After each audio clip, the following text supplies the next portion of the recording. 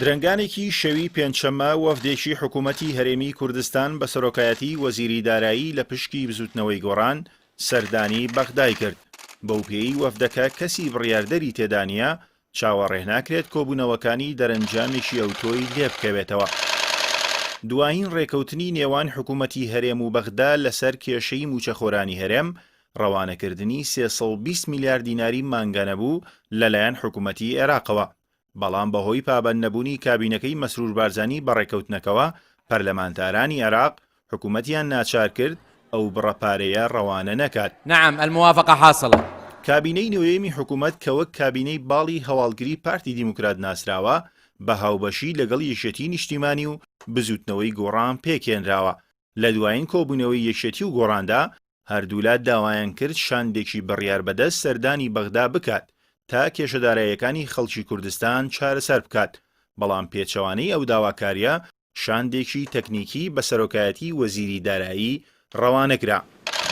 ئەگەر سەرنج بدرێتە کاری کابینەی نوێیەمی حکوومەت زیاتر لە کابینەکانی تر هەوڵی مەرکەزیەت لە بڕیارەکاندا دەدات تەواوی دەسەڵاتەکان بەسراونەتەوە بە خودی سەرۆکی حکوومەتەوە کە ئەمە لە دوایین ڕێکەوتنی هەولێر و بەغدا بەڕوونی دەرکەوت. بە جۆرێک دوای 14 جار سەردانی شاندی هەرێم بۆ بەغدا تا پەیوەندی تەلەفۆنی نێوان مەسرور بارزانی و مستەفا کازمی ئەنجام نەدرا ڕێکەوتنەکە نەچووە بواری جێوەجێکردنەوە. بە بڕوای شارەزایان تەواوی ئەو کێشانەی لە ڕابردوو ئێستادا لە نێوان هەولێر و بەغدا پەنجیان خواردووە پشکێکی گەورەیان بەر سەرۆکی ئێستای حکوومەت کەوتووە کە ئەوەش ڕنگدانەوەی دەرەنجامی ململانی ناو دوو باڵە جیاوازەکەی پارتی دیموکراتە لەسەر کابینەکانی حکوومەت. حکوومەتی هەرێم و بە دیاریکراوی سەرۆکی ئەنجومەنی وەزیران تەنها دەیەوێت لە ڕێگەی ئەم جۆرە شاندانەوە کاتی پێویست بەدەست بخات و چاوی لەسەر گۆڕانکاریە لە نرخی نەوتدا. هەر بۆیە ئامادە نیە نەوت ڕادەستی بەغدا بکات. ئەوە تا ئێستا حکوومەتی عێراق ئامادەکاریەکانی پرۆژە یاسای بودجەی 2021 تەواو کردووە. سەرۆکی حکوومەتی هەرێمیش تەنها لە ڕێگەی نامەناردنەوە داوای مافەداراییەکانی خەڵکی کوردستان دەکات. ئامادەی ئەوەی تێدانە خۆی سەردانی بەغدا بکات و کێشەکان بەلایەکدا بخات.